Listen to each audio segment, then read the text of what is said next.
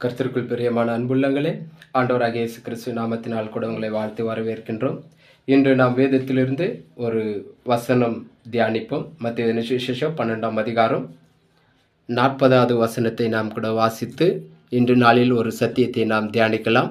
என்னவென்றால், ஆண்டவராகிய இயேசு கிறிஸ்து என்றைக்கு மரித்தார், அவர் மரித்தது புதன்கிழமையா அல்லது வெள்ளிக்கிழமையா என்பதை குறித்து ஒரு சிறிய கண்ணோட்டம் வேதத்திலிருந்து ஆராய்ந்து பார்ப்போம். யோனா இரவும் பகலும் 3 நாள் ஒரு பெரிய மீனின் வயிற்றில் இருந்தது போல் மனுஷகுமாரனும் இரவும் பகலும் 3 நாள் பூமியின் இருதயத்தில் இருப்பார் என்று வேதம் சொல்கின்றது. பிரியமானவர்கள், ஆண்டவராகிய இயேசு கிறிஸ்து சிலுவையின் பாடுகளை குறித்து பேசியிருக்கிறார். அவர் இருப்பது 3 நாள். இவைகள் 3 இரவு 3 பகல் என்று ஆங்கில வேதத்தில் இருக்கின்றது. நீங்கள் படித்து பாருங்கள். ஆண்டவராகிய இயேசு கிறிஸ்து சிலுவையின் பாடு என்பது முழுக்க முழுக்க 3 இரவு வர வேண்டும், 3 பகல் வர வேண்டும். இந்த காரியத்தை வைத்து தான் நாம் கணக்கிட்டு பார்க்க வேண்டும். அதேபோல் இந்த ஆண்டவராகிய இந்த சாம்பல் புதன் என்று உலக மக்கள் கொண்டாடுகிறார்கள். சாம்பல் புதன் என்பது கிறிஸ்துவின் சிலுவை பாடுகளுக்கு முன்பதாக 40 நாளுக்கு முன்பதாக இந்த காரியங்களை அவர்கள் தெரிந்து கொண்டு அந்த நாளிலிருந்து உபவாசம் இருந்து ஆண்டவரை நோக்கி பார்க்கிறார்கள். இந்த சாம்பல் புதன் என்பதற்கான ஒரு தெரிந்தோ தெரியாமலோ இந்த புதன் என்ற காரியத்தை அவர்கள் கொண்டாடுகிறார்கள். ஆகையால் புதன் என்ற காரியத்தை குறித்து கூட நாம் வேதத்திலிருந்து பார்ப்போம். கர்த்தருக்கு பிரியமான அன்புள்ளங்களே, இயேசு மரித்தது புதன்கிழமை. அதனால்தான் சாம்பல் புதன் என்று வைத்துள்ளார்கள். இந்த சம்பவம் புதன் என்ற காரியத்தில் நாம் கற்றுக்கொள்ளக்கூடியது என்னவென்றால், வானத்தையும் பூமியும் அண்ட சராசரத்தையும் படைத்த தேவன் மனிதர்களை படைத்தவர். அதேபோல் எத்தனையோ அற்புத அடையாளங்களை படைத்தவர். மகிமையின் தேவன் அவர். அந்த மகிமையின் தேவன் இந்த மண்ணான மனிதனை மீட்பதற்காக அவர் தன்னை சுருக்கி ஒரு மனித ஜீவியாக இந்த உலகத்தில் வெளியே வந்தார். இந்த உலகத்தில் மனிதனாக பிறந்தார். அவர் பார்க்கும்போது எவ்வளோ மகிமையுள்ள தேவன் அவர் என்ன செய்கிறார் என்றால் தன்னை தாழ்த்துகிறார். முதலாவது அந்த தேவன் தேவனாக இராமல் மனிதனுக்குள்ளாக போக வேண்டும் என்ற ஒரு காரியத்திற்காக தன்னை தாழ்த்துகிறார். இந்த தாழ்த்துகிற காரியம்தான் இந்த ஆண்டவரின் பார்வையில் ஒரு மகிமையான காரியம் என்று வேதம் சொல்கின்றது. ஏனென்றால் தன்னை தாழ்த்து அந்த வானத்தின் பூமி படைத்த நம்முடைய தேவன் தன்னை தாழ்த்தி ஒரு மனித வயிற்றில் பிறந்து மனிதனாக வளர்ந்தார். மனிதனாக வளர்ந்து அவர் வளர்ந்த ஒவ்வொரு நாட்களிலும் அவர் தன்னை தாழ்த்தி தாழ்த்தி தாழ்த்தி எல்லா காரியங்களிலும் தன்னை தாழ்த்தி ஆண்டவர் எந்த காரியத்திற்காக வந்தாரோ அந்த காரியங்களை செய்வதற்காக அவர் முற்பட்டார். பிரியமானவர்களை, தம்மைத்தாமே வெறுமையாக்கி அடிமையின் ரூபம் எடுத்து மனிதர் சாயலானார். அவர் மனுஷர் ரூபமாய் காணப்பட்டு மரண பரியந்தம், அதாவது சிலுவையின் மரண பரியந்தம் அவர் தன்னை கீழ்ப்படிந்தவராகிய தன்னை தாழ்த்தினார். பாருங்க, வானத்தையும் பூமி படைத்த தேவன் ஒரு மனிதனாக இந்த பூமியில் தன்னை தாழ்த்துகிறார். எதற்காக? உலகத்தின் பாவங்களை சுமப்பதற்காக. நாம் செய்த பாவத்தை அவர் ஏற்றுக்கொள்வதற்காக. அவர் ஏற்றுக்கொள்ள வேண்டிய அவசியம் இல்லை. ஆனால் பாவத்தின் சம்பளம் மரணம். அந்த மரணத்தை ஏற்றுக்கொள்வதற்காக மகிமையின் தேவன் என்ன செய்கிறார் என்றால், தன்னை சுருக்கி ஒரு மனிதனாக இந்த பூமியில் தன்னுடைய எல்லா மகிமையை இழந்து அவர் என்ன செய்கிறார்? கல்வாரி சிலுவையில் தன்னை அறிய ஒப்பு கொடுக்கிறார். தன்னை அறிய ஒப்பு கொடுக்கும்போது என்ன நாம் புரிந்து கொள்ள வேண்டியம் என்றால், அந்த ஆண்டவராகிய இயேசு கிறிஸ்துவே தன்னை ஒரு சாம்பலாக, ஒரு புழுதியாக, ஒரு கந்தையாக அந்த இடத்தில் தன்னை ஒப்பு கொடுத்தார். இதைத்தான் இந்த சாம்பல் புதன் என்று நாம் பார்க்க முடிகிறது. சாம்பல் புதன் என்பது என்னவென்றால், அவர் புதன்கிழமை மரித்தார். அந்த புதன்கிழமை அவர் தன்னை எப்படி மாற்றிக்கொண்டார் என்றால், வாழ்நாள் முழுவதும் தன்னை எப்படி மாற்றிக்கொண்டிருந்தார் என்றால், ஒரு சாம்பலாகவும் புழுதியாகவும் ஒரு கந்தையாகவும் தன்னை மாற்றிக்கொண்டார். இதைத்தான் ஆண்டவராகிய இயேசு கிறிஸ்து நமக்கு கற்றுக் கொடுக்கிற இந்த சாம்பல் புதன். பிரியமானவர்களே, இதில் நாம் என்ன கற்றுக்கொள்ள வேண்டும் என்றால், நாம் இந்த உலகத்தில் எந்த உயர்ந்த பதவியில் இருந்தாலும் நாம் கூட ஆண்டவருக்கு முன்பதாக ஒன்றுமில்லை. ஆண்டவருக்கு முன்பதாக நாம் ஒரு தூளும் சாம்பலும் புழுவும் புல்லுக்கு ஒப்பானவர் என்று வேதம் சொல்கின்றது. இப்படியாப்பட்ட மனிதன் மேன்மை பாராட்டுவதற்கு ஒன்றுமில்லை. ஆனால் இன்றைக்கு இருக்கிற அநேக மனிதர்கள் அந்த வானத்தையும் பூமி படைத்த தேவனே பிலிப்பியரில் சொன்ன பிரகாரம் தன்னை தாழ்த்தினார், மரண பரிந்தும் தன்னை தாழ்த்தினார் என்று சொல்கின்றார். அப்படி தன்னை தாழ்த்தினவரை ஆராதிக்கின்ற நாம், தன்னை தாழ்த்தினவரை தெரிந்து கொண்ட நாம், தன்னை தாழ்த்தினவரை நோக்கி பார்க்கின்ற நாம் எப்படி இருக்கின்றோம்? இந்த உலகத்தில் கிறிஸ்துவம் என்றால் அது ஒரு தாழ்மையின் சின்னம், அது ஒரு அடிமையின் சின்னம், அது ஒரு அன்பின் சின்னம். இந்த காரியங்கள் நம் வாழ்க்கையில் காணப்படுகின்றதா? நாம் என்ன செய்கிறோம்? நம்மளுடைய பட்டங்கள், பதவிகள் இவைகளெல்லாம் வைத்துக்கொண்டு கிறிஸ்துவுக்குள்ளாக நம்மை ஒரு பெரிய ஆட்களாக காண்பித்துக் கொண்டிருக்கிறோம். இதை ஒரு நாளும் அவர் விரும்ப மாட்டார். வேதத்தில் நாம் அநேக மனிதர்களை பார்க்க முடியும். எந்த மனிதன் தன்னை உயர்த்தி காட்டுகிறானோ அந்த மனிதன் தேவன் அவனை அடித்து ஒரு புழுவாக துருவாக மாற்றி விடுகிறார். ஆனால் எந்த மனிதன் தன்னை தாழ்த்துகிறாரோ அந்த மனிதனை தேவன் உயர்த்தி வைத்திருக்கிறார். அப்படித்தான் நாம் வேதத்தில் பார்க்க முடியும். ஆடுகள் பின்னே அலைந்த அந்த தாவீது ராஜாவை தன்னுடைய ராஜ்யத்தின் செங்கோல் ராஜாவாக, ஆசாரியனாக அவரை எழுப்பி அவரை உயர்த்தினார். தானியேலை பார்க்கும்போது அடிமையா இருந்த மனுஷனை அவர் தேடின விதங்கள் அப்படி. ஏனென்றால் அவர்கள் ஆண்டவரை எப்படி தேடினார்கள் என்றால், இந்த ராஜாக்கள், தீர்க்கதரிசிகள், இந்த கர்த்தருடைய பிள்ளைகள் சாக்கு உடைகளை அணிந்து கொண்டு புழுதியும் சாம்பலும் தன்மேல் போற்றுக்கொண்டு உபவாசம் என்ற பெயரில் ஆண்டவர் சமூகத்தில் உட்கார்ந்தார்கள். ஒரு தேசத்திற்கு பிரச்சனை வரும்போது ராஜானவன் தன்னுடைய மகிமையின் அந்த ஆடைகளை கழற்றிவிட்டு ஒரு சாக்கு கோணியை அணிந்து கொண்டு அந்த சாம்பலிலும் புழுதியிலும் உட்கார்ந்து தேவனை நோக்கி பார்ப்பார்.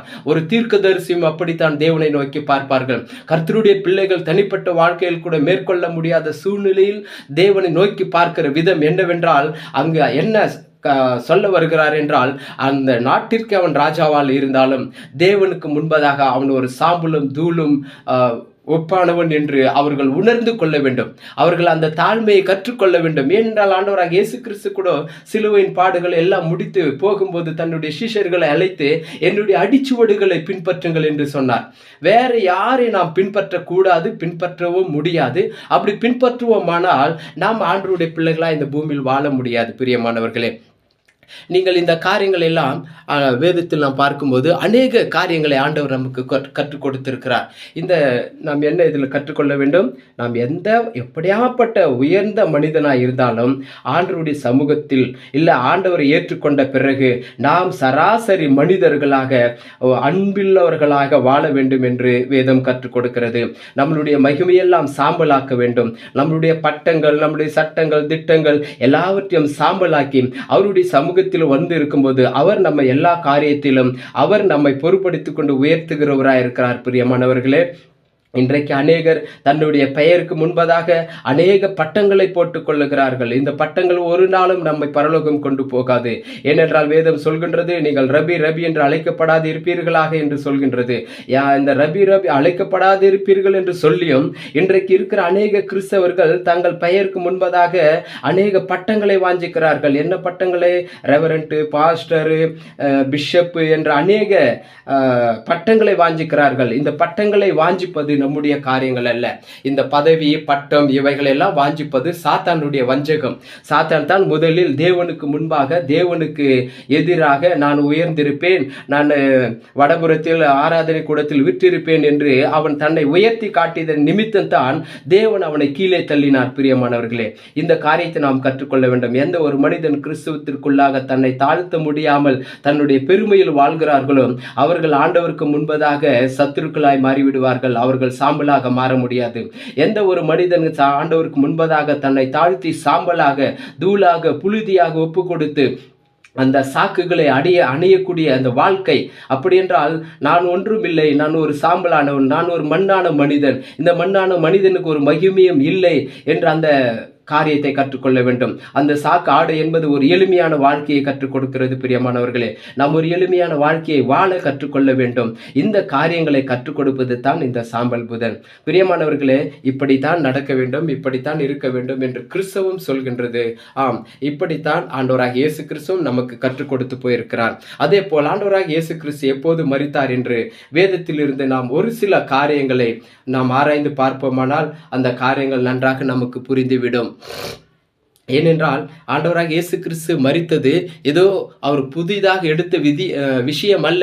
அவர் ஆதி முதலாக அந்த காரியங்களை அவர் நிர்ணயித்திருக்கிறார். யாத்ராகம் 12ஆம் அதிகாரத்தில் ஒரு காரியத்தை அவர் அங்கு டெமோ போட்டு காண்பித்திருக்கிறார். என்ன என்றால், யாத்ராகம் 12ஆம் அதிகாரத்தில் பார்க்கும்போது, இந்த மாதம் உங்களுக்கு வருடத்தின் முதல் மாதமாக இருக்கட்டும், ஆபிப் மாதம், நிஷான் என்ற மாதம், இந்த மாதத்தில் 10ஆம் தேதி உங்களுக்கென்று ஒரு ஆடுகளை தெரிந்து கொண்டு அதை 14ஆம் தேதி சாயங்காலம் 3 மணி வேளையில் அடித்து அதை நீங்கள் சுட்டு ஒரு பலியாக்கி புசிக்க வேண்டும் என்று ஒரு பிரமாணத்தை கொடுத்திருக்கிறார். இது என்னவென்றால், இஸ்ரவேலர்கள் அடிமைகளாக இருந்த அந்த நாட்களில் தேவன் இஸ்ரவேலர்களை எகிப்திலிருந்து வெளியே கொண்டு வருவதற்காக கொடுக்கப்பட்ட ஒரு சட்ட திட்டங்கள். இந்த காரியங்கள் எதற்காக என்றால், இந்த உலகத்தில் இருக்கிற நமக்கு கூட இதே காரியங்கள் தான். இந்த உலகத்தில் இருப்பது நாம் எகிப்தில் இருப்பதை போல் இந்த எகிப்திலிருந்து நாமும் வெளியே கொண்டு வர வேண்டும் என்றால், இந்த ஆடு எப்படி அடிக்கப்பட்டு அன்று இரவு அவர்கள் அந்த எகிப்திலிருந்து வெளியே வந்தார்களோ, அதை போல் ஆண்டவராக இயேசு கிறிஸ்துவும் அடிக்கப்பட்டு இந்த உலகத்தின் பாவங்களை சுமக்க வேண்டும் என்று வேதம் சொல்கின்றது. மறுநாளிலே யோவான் இயேசுவை தன்னிடத்தில் வர கண்டு, இதோ உலகத்தின் பாவத்தை சுமந்து தீர்க்கிற தேவாட்டுக்குட்டி என்று வேதம் சொல்கின்றது. இப்படியா இந்த பஸ்கா பண்டிகையின் காலத்தை தான் வேதம் அங்கு சொல்கின்றது. பிரியமானவர்களே, அந்த பஸ்கா பண்டிகையின் காலத்தில் 10ஆம் தேதி ஆடு தெரிந்து கொள்ளப்பட வேண்டும், 14ஆம் தேதி சாயங்காலம் ஆடு அடிக்கப்பட வேண்டும். அதே போல்தான் ஆண்டவராக இயேசு கிறிஸ்துவும் 10ஆம் தேதி தெரிந்து கொள்ளப்பட வேண்டும், 14ஆம் தேதி அடிக்கப்பட வேண்டும். இவைகளை வேதத்தில் நாம் தெளிவாக பார்க்க முடியும். ஏனென்றால் வேதத்தில் ஆண்டவர் அதை சுவிசேஷத்தில் துல்லியமாக கொடுத்திருக்கிறார். யோவான் எழுதின சுவிசேஷம் 12ஆம் அதிகாரத்தில் 1வது வசனத்தை நாம் பார்க்கும்போது, பஸ்கா பண்டிகை வர 6 நாளைக்கு முன்னே இயேசு தாம் மரணத்தில் இருந்து எழுப்பின லாசரு இருந்த பெத்தானியாவுக்கு வந்தார் என்று வேதம் சொல்கின்றது. பிரியமானவர்களே, இங்கு நன்றாக நீங்கள் கவனித்து பாருங்கள். யோவான் எழுதின சுவிசேஷத்தில் அந்த 12ஆம் அதிகாரத்தில் 1வது வசனத்திலிருந்து சில வசனங்களை வாசிக்கும் போது, ஆண்டவராக இயேசு கிறிஸ்து லாசரு இருந்த பெத்தானியாவுக்கு இயேசு வந்தார். வந்த பிறகு அந்த இடத்தில் அவருக்கு ஒரு விருந்து செய்கிறார்கள். அன்றைக்கு இது 9ஆம் தேதி வெள்ளிக்கிழமை நடக்கின்றது. நடந்து அங்கு சாயங்காலம் ஆகிறது. சாயங்காலம் ஆன போது மீண்டும் அவர் பெத்தானியா லாசரு வீட்டிற்கு போய்விடுகிறார். மறுநாள் வேதத்தில் நாம் நன்றாக பார்க்க முடியும். 10ஆம் தேதி சனிக்கிழமை, யோவான் எழுதின சுவிசேஷம் 12ஆம் அதிகாரம் 12வது வசனத்திலிருந்து நாம் பார்க்க முடியும். எருசலேமில் அவர் என்ன செய்கிறார் என்றால், எருசலேமுக்கு போகின்றார். அங்கு போகும்போது அவர்கள் என்ன செய்கிறார்கள், ஆண்டவராக இயேசு கிறிஸ்து ஒரு கழுதையின் மேல் ஏற்றி பவனியாக அவரை கொண்டு போகிறார்கள். பவனியாக கொண்டு போகிறதை பார்க்கிற அநேக பரிசேயர் சதுசேயர் என்ன நினைக்கிறார்கள் என்றால், அவர் மேல் கோபம் கொண்டு அவர் எப்படியாவது கொலை செய்ய வேண்டும் என்று அன்று அவர்கள் திட்டம் தீட்டுகிறார்கள். நன்றாக கவனித்து பாருங்கள். அங்கு எகிப்தில் ஆடு தெரிந்து கொள்ளப்படுகிற ஆபிப் மாதம் 10ஆம் தேதி, அதே போல் இங்கும் அதே ஆபிப் மாதம் 9ஆம் தேதி இயேசு பெத்தானியா வருகிறார். 10ஆம் தேதி ஆலயத்திற்கு பவனியாக போகும்போது பரிசேயர் சதுசேயர் அங்கே கொலை செய்ய திட்டம் தீட்டுகிறார்கள். இதுதான் 10ஆம் தேதி. 11ஆம் தேதி மார்க் எழுதின சுவிசேஷம் 11வது அதிகாரம் 12லிருந்து 19 வரை நாம் பார்க்கும்போது, ஆண்டவராக இயேசு கிறிஸ்து மறுநாள் காலையில் எழுந்து மீண்டுமாக எருசலேம் போகிறார். எருசலேம் போகும்போது அவருக்கு பசி உண்டாகிறது. பசி உண்டாகும் போது அத்திமரத்தை பார்க்கிறார். அத்திமரத்தில் எந்த கனிகளும் இல்லாதபடினால் அந்த அத்திமரத்தை சபிக்கிறார். சபித்து விட்டு எருசலேம் ஆலயத்திற்கு போகிறார். ஆலயத்திற்கு போய் அங்கு என்ன செய்கிறார் என்றால், விற்கிறவர்களும் வாங்குகிறவர்களை அடித்து துரத்தி விடுகிறார். துரத்தி விட்டு சாயங்காலமான போது மீண்டும் பெத்தானியாவுக்கு வருகிறார். 12ஆம் தேதி திங்கட்கிழமை காலை பாருங்கள், மார்க் 11:20 27 வரை நாம் பார்க்கும்போது, மறுநாள் காலையில் மீண்டும் ஆண்டவராக இயேசு கிறிஸ்துவும் சீஷர்களும் எருசலேம் போக புறப்படும் போது அந்த அத்திமரம் பட்டு போனதை பார்க்கிறார்கள். அந்த அத்திமரம் பட்டு போனதை பார்த்து பேதுரு சொல்கிறார், ஆண்டவரே, நீர் சபித்த அத்திமரம் பட்டு போயிற்று என்று.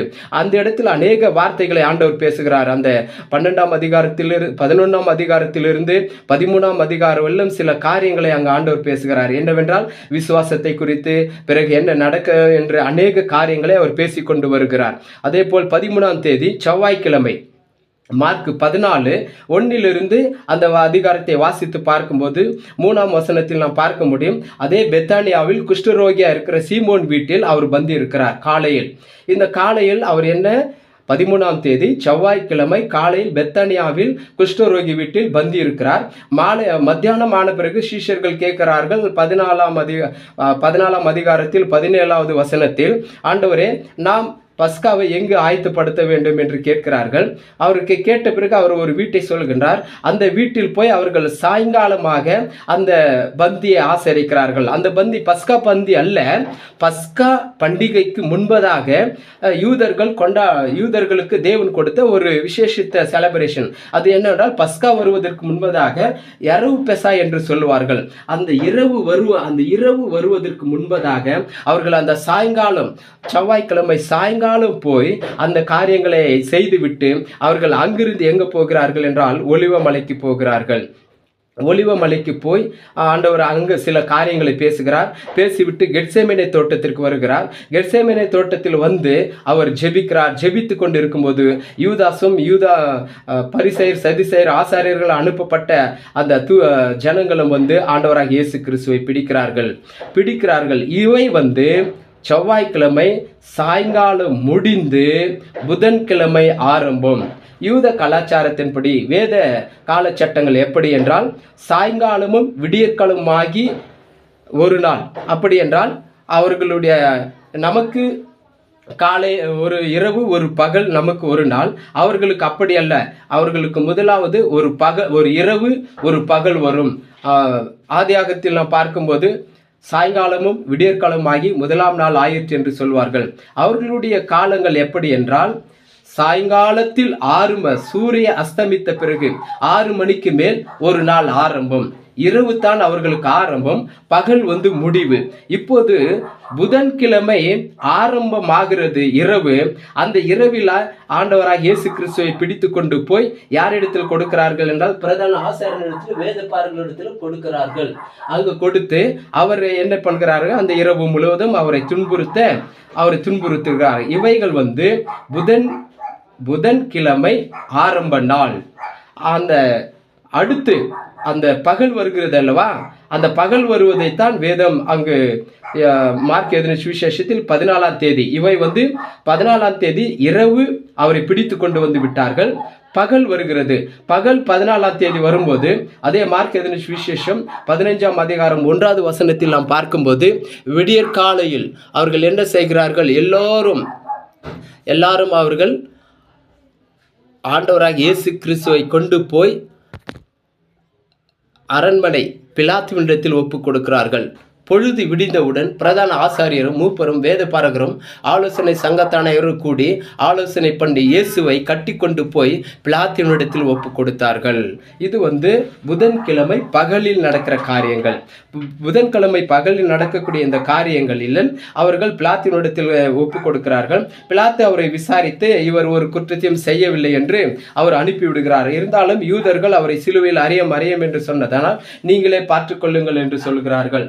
அடுத்து அவர்கள் என்ன செய்கிறார்கள், அந்த புதன்கிழமை காலையில் 3ஆம் மணி வேலை, அப்படி என்பது நமக்கு 9 மணி நேரம். அந்த 9 மணி நேரத்தில் இயேசுவை சிலுவையில் அறைகிறார்கள். அன்று காலையில் என்ன செய்வார்கள் என்றால் யூதர்கள் அது காலையில் பஸ்கா ஆடுகளை போய் ஆசாரியனிடத்தில் ஆலயத்தில் அவர்கள் கொடுப்பார்கள். எல்லாம் பஸ்கா பண்டிகை நாளில் எல்லாரும் காலையில் ஆலயத்திற்கு போய் எல்லா ஆடுகளை கொண்டு வந்து 3 மணிக்குள்ளாக ஆடுகளை அடிப்பார்கள். அதே போலதான் பாருங்கள், இங்க 9ஆம் மணி வேளையில் ஆண்டவராக இயேசு கிறிஸ்துவை சிலுவையில் அறைகிறார்கள். 3ஆம் மணி வேளையில் ஆண்டவராக இயேசு கிறிஸ்து மரிக்கின்றார். அந்த மரித்த பிறகு அந்த நாள் தான் புதன்கிழமை. அந்த புதன்கிழமை மாலை அவர் மரித்து போகிறார். மரித்து போன பிறகு அவரை சாயங்காலத்திற்குள்ளாக என்ன செய்கிறார்கள் என்றால் அடுத்த நாள் புளிப்பில்லாத அப்ப பண்டிகை. அந்த புளிப்பில்லாத அப்ப பண்டிகையும் ஓய்வு நாள். அந்த ஓய்வு நாளில் தீட்டு உள்ளதா இருக்கக்கூடாது என்பதற்காக முன்பதாகவே போய் அந்த ரோம் அரசாங்கத்தில் பேசி இயேசுவை இறக்கி அவர்கள் அடக்கம் செய்கிறார்கள். பிரியமானவர்களே, அவர் மரித்தது புதன்கிழமை. இந்த புதன்கிழமை என்பதற்காகத்தான் இத்தனை தூரம் நாம் பார்த்து கொண்டு வருகிறோம். அவர் மரித்தது புதன்கிழமை அந்த சாயங்காலம் அவர் எடுத்துக்கொண்டு போய் அடக்கம் செய்து விடுகிறார்கள். அடுத்த நாள் புளிப்பில்லாத அப்ப பண்டிகை. அந்த வேதத்தில் அது வந்து பெரிய ஓய்வு நாள் என்று சொல்லுவார்கள். யோவான் எழுதின சுவிசேஷத்தில் கூட நாம் அந்த காரியத்தை பார்க்க முடியும். அது பெரிய வருடாந்திர பெரிய ஓய்வு நாள். அந்த ஓய்வு நாளில் உடல்கள் ஓய்வு நாளில் தீட்டில்லாத அப்பம் புசிக்க வேண்டும் என்று அவர்கள் என்ன செய்கிறார்கள்? அதற்கு முன்பதாக போய் எல்லாவற்றையும் எடுத்து அடக்கம் செய்து விட்டு வருகிறார்கள். வந்த பிறகு அவர்கள் ஆயத்த நாள், வியாழக்கிழமை பகல் ஆயத்த நாள், வியாழக்கிழமை அந்த இரவு ஆயத்த நாள், பகல் அந்த ஓய்வு நாள். ஓய்வு நாளுக்காக அவர்கள் சீக்கிரமாக எல்லாத்தையும் செய்து அங்க காத்து கொண்டிருக்கிறார்கள். மறுநாள் பகல் வந்தால் அன்றைக்கு புளிப்பில்லாத அப்ப பண்டிகை. இந்த அப்ப பண்டிகையை அது தான் பெரிய ஓய்வு நாள். இந்த பெரிய ஓய்வு நாள் வருவதனால் தான் அநேகருக்கு சில பிரச்சனைகள் வந்து விடுகிறது. என்ன பிரச்சனைகள் என்றால், ஆண்டவர் மரித்தது வெள்ளிக்கிழமை, சனி ஞாயிறு உயிர் தெழுந்தார் அல்ல. பிரியமானவர்களே, நாம் நன்றாக கவனித்து பார்க்க வேண்டும். அங்கு வேதம் சொல்கின்ற பிரகாரம் 3 இரவு 3 பகல் வர வேண்டும். மத்தேயு 12:40 பார்த்தோம் அல்லவா? 3 இரவு 3 பகல் வர வேண்டும். அப்படி பார்க்கும்போது வியாழன் இரவு பகல், வெள்ளி இரவு பகல், சனி இரவு பகல், முழுக்க 3 இரவு 3 பகல் வந்தது பாருங்கள். அதற்கு பிறகு நீங்கள் வெள்ளிக்கிழமை இருந்து கணக்கு பண்ணினால் ஒரு நாளும் இந்த 3 இரவு 3 பகல் வராது. அதுபோல் வேதமும் அல்ல. ஆபிப் மாதத்தில் 10ஆம் தேதி ஆடு தெரிந்து கொள்ளப்பட வேண்டும், 14ஆம் தேதி அடிக்கப்பட வேண்டும். அப்படி என்றால் இந்த ஓய்வு நாள் என்பது இங்கே எதை குறிக்கிறது என்றால், வாரத்தில் வருகிற ஓய்வு நாள் அல்ல, வருடாந்திர ஓய்வு நாள். வருடத்தில் ஒரு முறை வரக்கூடிய இந்த பஸ்கா பண்டிகையின் புளிப்பில்லாத அப்ப பண்டிகை தான் ஓய்வு நாள். இந்த மாதத்தில் வருகிற சனிக்கிழமை 4 சனிக்கிழமை வரும், 4 ஓய்வு நாள். அதற்கு பிறகு இந்த வருடாந்திர ஓய்வு நாள் என்பது புளிப்பில்லா அப்ப பண்டிகையின் முதல் நாள் ஓய்வு, 7ஆம் நாளும் ஓய்வு, அடுத்த 2 ஓய்வு நாள் இதில் வருகிறது. ஆக மொத்தம் 6 ஓய்வு நாள் இந்த மாதத்தில் வரும். பிரியமானவர்களே, உங்களுக்கு இந்த காரியங்களை தெரிந்து கொள்ள வேண்டும் என்றால் எங்களோடு தொடர்பு கொள்ளுங்கள். வேதத்திலிருந்து அதற்கு நாங்கள் அநேக சான்றுகளை தருகிறோம். இன்னமாய் நீங்கள் வெள்ளிக்கிழமை கணக்கு பண்ணுவீர்களானால் வெள்ளி இரவு பகல், வெள்ளி பகல், அடுத்து சனி இரவு, சனி பகல், 2 இரவு 1 பகல் தான் வரும். ஆகையால் வெள்ளிக்கிழமை ஆண்டவராக இயேசு கிறிஸ்து மரிக்கவில்லை, புதன்கிழமை தான் ஆண்டவராக இயேசு கிறிஸ்து மரித்தார். இன்னுமா இதற்போல் அநேக காரியங்களை தெரிந்து கொள்ள வேண்டும் என்றால் எங்களை தொடர்பு கொள்ளுங்கள். இன்னுமா வேதத்தின் காரியங்களை நாம் நன்றாக அறிந்து கொள்ள வேண்டும். இந்த காரியத்திலிருந்து நாம் தெரிந்து கொள்ள வேண்டியது என்னவென்றால், ஆண்டவராக இயேசு கிறிஸ்து நமக்காக பலியானார், நமக்காக சாம்பலானார், நமக்காக தூளானார், நமக்காக ஒரு கந்தை உடைய அணிந்து கொண்டார். மகிமையின் தெய்வமே அப்படி இருக்கும்போது நாம் எந்த வாழ்க்கையை தெரிந்து கொள்ள வேண்டும்? கிறிஸ்துவம் என்று சொல்லுகிற நாம், கிறிஸ்துவோடு கூட பயணம் செய்கின்ற நாம், கிறிஸ்துவை ஆராதிக்கின்ற நாம், கிறிஸ்துவின் நாமத்தை வைத்து கொண்டிருக்கிற நாம் கிறிஸ்துவை போல வாழ கற்றுக்கொள்ள வேண்டும். கிறிஸ்துவம் என்பது ஒரு அன்பின் சின்னம், அது ஒரு தாழ்மையின் சின்னம், அது ஒரு இந்த உலகத்தில் எந்த ஒரு தொட முடியாத மனிதனையும் தொட்டு அவர்களை தேற்றுகிற ஒரு சின்னம் தான் அன்பின் சின்னம். ஆகியால் இந்த ஆண்டவராக இயேசு கிறிஸ்து எப்படி நமக்காக மரித்தாரோ அதே போல் நாம் கூட இந்த உலகத்திற்காக நம்மளுடைய எல்லா காரியங்களுக்காக மரித்ததில் என்பது இந்த சாம்பலிலும் தூளிலும் தன்னை ஒப்பு கொடுப்பது தான் மரித்தல். ஆகையால் நம்மை சாம்பலாக்க வேண்டும், நம்மை தூளாக்க வேண்டும். மண்ணான மனிதர்களாகிய நாம் மகிமை பாராட்ட ஒன்றுமில்லை. தேவன் நம்மை மகிமைப்படுத்துவராய் இருக்கிறார். அவரு தான் நம்மை மகிமைப்படுத்த வேண்டும். நாம் மகிமைப்படுத்துவோமானால் நாம் சத்ருவாய் மாறிவிடுவோம். நேபுகாத் நேச்சாரை எப்படி தேவன் கீழே தள்ளினாரோ, எப்படி சாத்தானை கீழே தள்ளினாரோ, அப்படியாய் நாமும் ஒரு நாள் விழுந்து போவோம். பிரியமானவர்களே, ஆகையால் நாம் கூட சாம்பலிலும் தூளிலும் உட்கார்ந்து அன்றைக்கு பழைய ஏற்பாட்டு பரிசுத்தவான்கள் அன்றைக்கு நிழல், இன்னைக்கு நிஜம் எதுவென்றால் தன்னுடைய வாழ்க்கையில் தாழ்மையை தரித்து கொள்ள வேண்டும், ஒரு இரக்கமுள்ள மனிதர்களாய் வாழ வேண்டும் என்று தான் வேதம்